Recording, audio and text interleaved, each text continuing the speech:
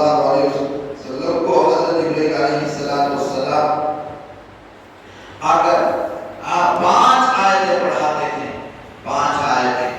اقرأ بسم ربک الذی خلق، خلق الانسان من علق، اقرأ وربک الاکرم الذی علم بالقلم، علم الانسان ما لم یعلم۔ اپنے پروردگار کے نام سے پڑھیے، اس پروردگار کے نام سے پڑھیے جس نے آپ کو عزت والا بنایا، جو آپ کا پروردگار جو معزز ہے، عزت والا ہے، ربک الاکرم الذی علم بالقلم، جس نے قلم سے لکھنا سکھایا، علم الانسان ما لم یعلم، انسانوں کو اس کے جہالت کی وجہ سے ایسی چیزیں سکھائی جو وہ جانتا نہیں تھا، الذی علم الانسان ما لم یعلم۔ یہ میرے بھائیوں، یہ 5 آیتیں اللہ نے حضور صلی اللہ علیہ وسلم کا نبوت پہ ہوتا ہے۔ اب نبوت میری گھر آئے تو عجیب حالت، حضرت جبرائیل علیہ السلام پڑھا رہے ہیں، اللہ کے نبی صلی اللہ علیہ وسلم جواب میں کہے مانا بخاری، میں پڑھا ہوا نہیں، میں پڑھا ہوا نہیں، میں پڑھا ہوا۔ حضرت جبرائیل علیہ السلام معاہدہ کرتے ہیں، گلے سے لگاتے ہیں، خوب لگا کر بھیجنے کے بعد پھر کہتے ہیں اقرأ بسم ربک الذی خلق، دوبارہ بھی اللہ کے نبی صلی اللہ علیہ وسلم کہتے ہیں مانا بخاری، پھر اللہ کے نبی صلی اللہ علیہ وسلم کو صحابہ بھی جو ہے گلے سے لگاتے ہیں، 3 مرتبہ اللہ کے نبی صلی اللہ علیہ وسلم کو ایسا معاہدہ کرتے ہیں، گلے سے لگاتے ہیں، سینے سے دباتے ہیں،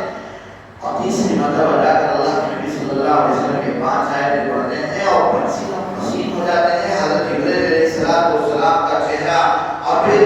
نبوت کا بوجھ، وحی اترنے کی کیفیت سب اللہ کے نبی صلی اللہ علیہ وسلم کو پریشان کر دیتی ہے، اور پھر یہ گھر آتے ہیں تو مسجد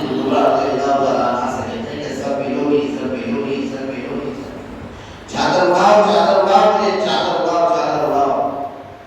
اور چادر اڑ لیتے ہیں۔ جیسے بخار آتا ہے کیا کرتے ہیں لوگ، جب بخار آتا ہے کیا کرتے ہیں، سب سے پہلے بچی اپنا کھول لیتے، کپڑا اپنا کھول لیتے، نہیں اڑ لیتے۔ تو اسی طرح اللہ کے نبی صلی اللہ علیہ وسلم کی کیفیت نبوت ملنے کے بعد ایسی ہی تھی۔ اس وقت میں خدیجہ الکبریٰ رضی اللہ تعالیٰ عنہا نے فرمایا، تسلی دی کہ آپ کو اللہ ضائع نہیں کرے گا، آپ ذل الاضحیٰ، آپ رشتہ جوڑنے والے، غریبوں کی مدد کرنے والے، اور آپ صادق الامین ہیں، اللہ تعالیٰ آپ کو ضائع نہیں کرے گا، آپ گھبرائیں نہیں، آپ گھبرائیں۔ ابھی نبوت ملا کہ نہیں ملا، اسی تذبذب میں تھے، اللہ کے نبی صلی اللہ علیہ وسلم کو نبوت مل چکی تھی، اور جو ہے وحی آ چکی تھی، لیکن اللہ کے نبی صلی اللہ علیہ وسلم کو نبوت کا بوجھ ایسا چادر اڑاؤ، چادر اڑاؤ۔ تو اللہ تعالیٰ پھر آیتیں اترتی ہیں، یا ایھا المزمل، اللہ تعالیٰ نے اس چادر اڑانے کا یہ اللہ کو یہ ایسا پہ پسند آیا کہ قرآن پاک میں سورہ مزمل نازل ہوئی۔ اللہ کے نبی صلی اللہ علیہ وسلم پوری رات عبادت کرتے تو اللہ تعالیٰ کیا بولتے، وہ جو واقعہ پہلے دن جو پیش آیا، وہ واقعے کو تہجد کے وقت میں پوری رات نماز اللہ کے نبی صلی اللہ علیہ وسلم پڑھ رہے تھے تو اللہ کہنے اے مزمل، وہ چادر اوڑھنے والے، محبت نہ اللہ کے نبی صلی اللہ علیہ وسلم کو، اللہ کے نبی صلی اللہ علیہ وسلم سے اللہ کو، تو کہتے ہیں اے مزمل، اتنا لمبا کھڑے ہو جائے کہ پاؤں گرم آ جائے، تو بھی لے کر اتنا چھوٹا سا عبادت کر لیجیے، اوزد علیہ ورتل القرآن ترتیلا، یا اس پر بھی زیادہ کر لیجیے اور قرآن کو ترتیل سے نماز میں پڑھیے۔ تو میرے بھائی بزرگوں، اللہ کے نبی صلی اللہ علیہ وسلم کو نبوت ملی، نبوت کے بعد اللہ کے نبی صلی اللہ علیہ وسلم کو آپ 13 سال مکی زندگی میں نبی علیہ السلام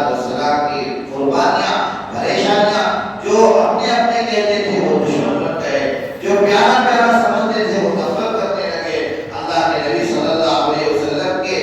کو مارنے کی، ختم کرنے کی، ان کی ذات کو دنیا سے مٹانے کی کوشش کرنے لگے۔ اللہ تعالیٰ نے انہی کے درمیان میں سے اللہ پاک ایسے جانثار صحابہ کو پیدا فرمایا کہ 13 سالہ زندگی میں نبوت ملنے کے بعد 8 سال تو حضور صلی اللہ علیہ وسلم کو خالص تبلیغ کا کام کرے، کیا کرے، خالص 8 سال تک، ارے بولو بھائی 8 سال تک، 8 سال تک خالص تبلیغ کا کام، کوئی عبادت وغیرہ نہیں. ایک اللہ کو مان لو، مجھے اللہ کا رسول مان لو، کامیاب ہو جاؤ. 8 سال 8 سال کے بعد اما خدیجہ 8 سال میں کیا ہوا؟ مکے والے حضور صلی اللہ علیہ وسلم کو بہت ستائے. بازاروں میں جا کر حضور صلی اللہ علیہ وسلم دعوت دیتے تو حضور صلی اللہ علیہ وسلم کے چہرے پر پتھر مارے گئے، حضور صلی اللہ علیہ وسلم کے چہرے مبارک پر تھوکا گئے. اور پھر 5 سال میں اسی حالت میں گزری. 5 سال کے بعد پورے مکے والے مل کر شعبہ ابی طالب میں حضور صلی اللہ علیہ وسلم اور ان کے پورے خاندان کو ہاشم کو نظر بند کر دیے، بائی کاٹ کر دیے کہ اب ان کے ساتھ کوئی لینا دینا نہیں کریں گے، نہ کوئی ان کے ساتھ شادی بیاہ کریں گے، نہ ان کے ساتھ کوئی لینا دینا کریں گے، کچھ نہیں کریں گے. تو 3 سال میں حضور صلی اللہ علیہ وسلم 5 اور 3 میں 8 سال بہت مجاہدے سے گزارے. اور اس 8 سال میں اندر اما خدیجہ کبریٰ رضی اللہ تعالیٰ عنہ کا پورا مال جو عرب کے تمام مالدار کا مال ایک طرف، اما خدیجہ کبریٰ رضی اللہ تعالیٰ عنہ کا مال ایک طرف رکھتے ہیں تو 3/4 مال اما خدیجہ کبریٰ رضی اللہ، اتنا مال تھا، سارا مال خرچ ہو گیا. اور شعبہ ابی طالب میں جب بند ہوئے،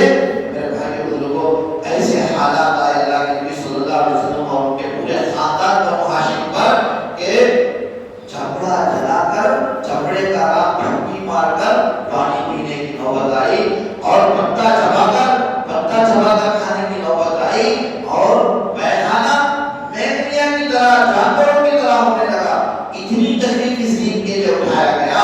اب جب 8 ہجری پہنچی تو اللہ کی طرف سے بڑی آزمائش کیا. اما خدیجہ کبریٰ رضی اللہ تعالیٰ عنہ دنیا سے رخصت ہو گئے. آپ کو رحمت کہا جاتا ہے. 8 کے بعد یہ 9واں سال، اور پھر